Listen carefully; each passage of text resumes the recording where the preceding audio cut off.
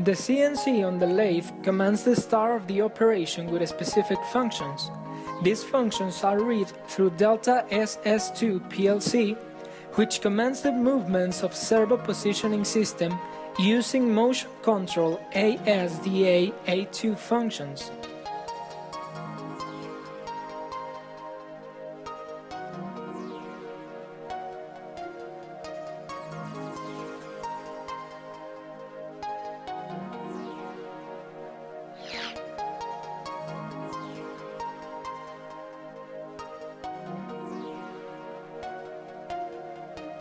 It also commands the operation of the charger or material feeder and system peripherals, pneumatic, electric, etc.